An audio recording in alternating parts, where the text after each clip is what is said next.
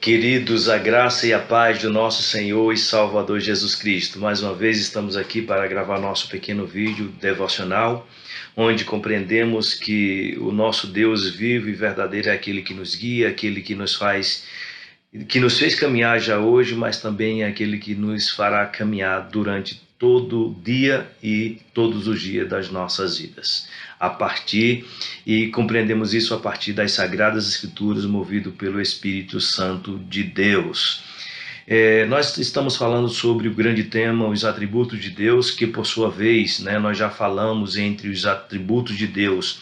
Nós falamos sobre a solidão de Deus, os decretos de Deus, onisciência, presciência, supremacia, soberania, imutabilidade, santidade, poder, Nós falamos sobre a fidelidade, a bondade de Deus, nós falamos sobre a paciência de Deus, a graça de Deus e ainda falamos por último sobre a sua misericórdia.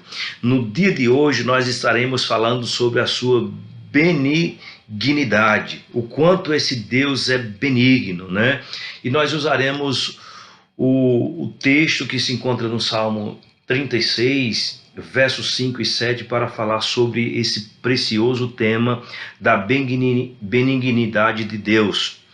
Então, veja o que a palavra de Deus diz. A tua benignidade, Senhor, chega até os céus, até as nuvens, a tua fidelidade. Verso 7 diz: como é precioso, ó Deus, a tua benignidade.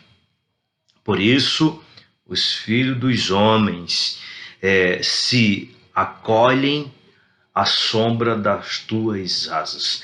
Quando nós falamos, irmãos, sobre a benignidade de Deus, essa benignidade, ela é a fusão ou entrelaçado do amor gracioso de Deus com a sua imensa bondade. E nós vamos compreender no caminhar das Escrituras, Deus demonstrar isso de forma paternal para conosco. É uma forma graciosa que Deus tem de se relacionar com o seu povo. De tal forma que esse atributo não é alcançado a outro povo se não for o povo da aliança. Porque a benignidade de Deus é demonstrada exatamente de forma que nós compreendemos que Deus é um Deus aliancista.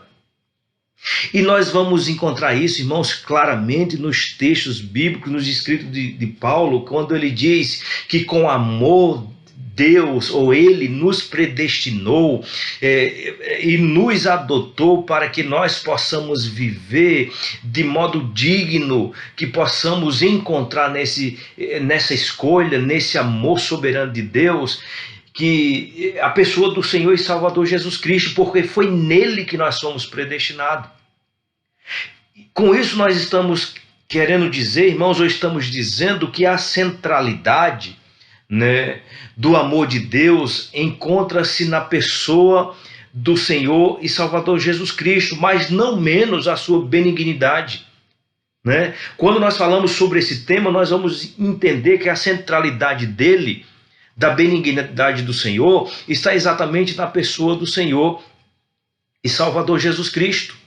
É nele que nós encontramos todo o regozijo, é nele que nós encontramos essa benignidade tão grande, tão imensa, tão preciosa, porque é nele que os filhos de Deus hoje podem encontrar repouso. É em Cristo que nós podemos encontrar, irmãos, esperança. É nele que nós, eu e você, em meio a todas as coisas que estamos vivendo em nossos dias, que nós encontramos refrigério.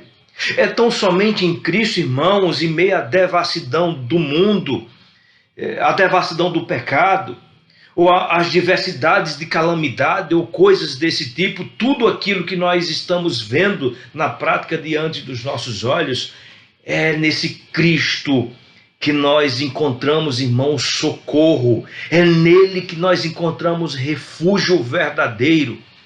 É em Cristo que nós encontramos, irmãos, o descanso e o refrigerar das águas tranquilas.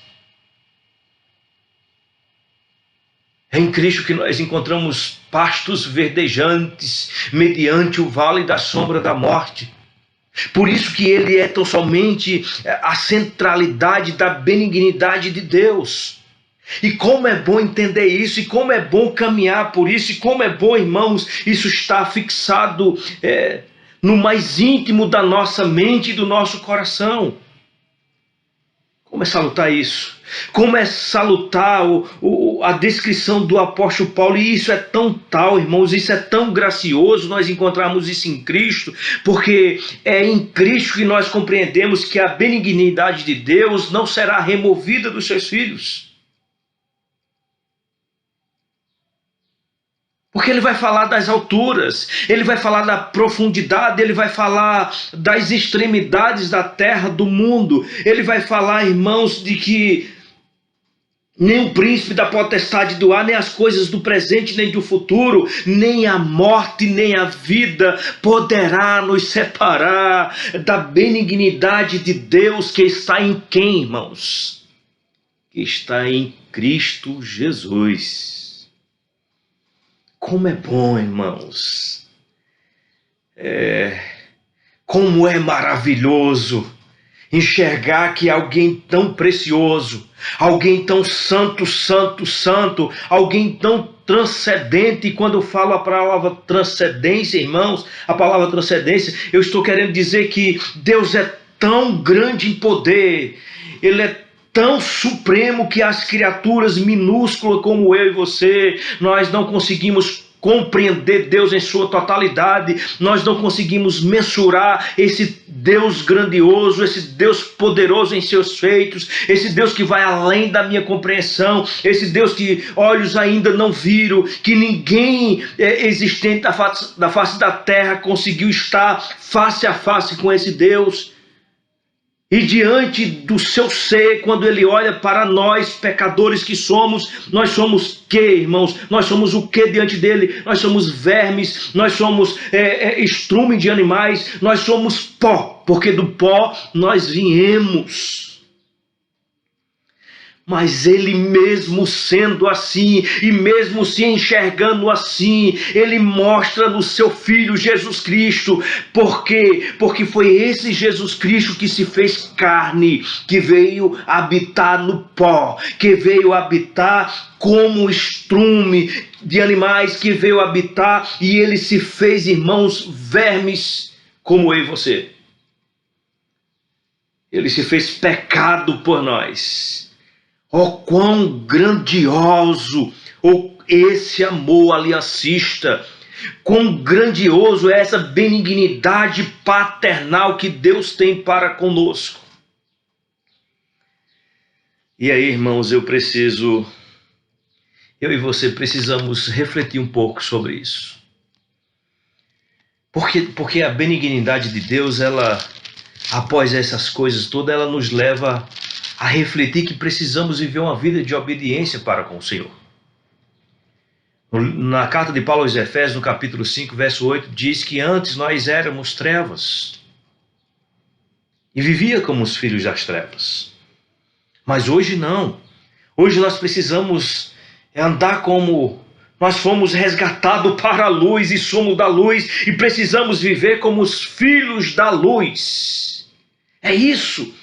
Viver uma vida de obediência, porque fomos alcançados unicamente pela a benignidade de Deus, pelo seu amor gracioso.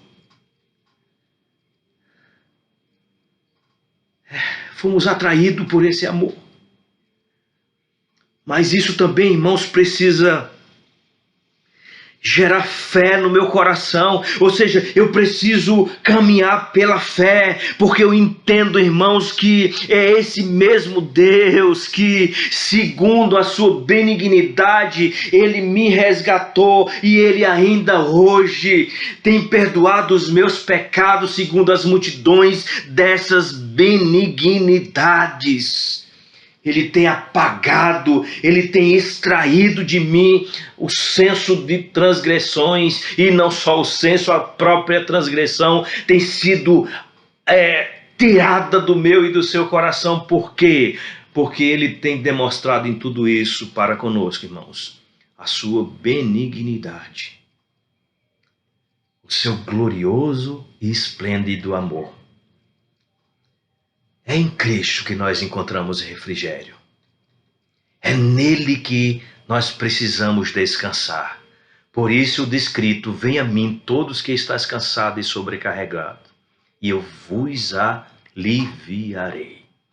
Que Deus nos abençoe na pessoa do seu Filho, Jesus Cristo, o nosso Senhor.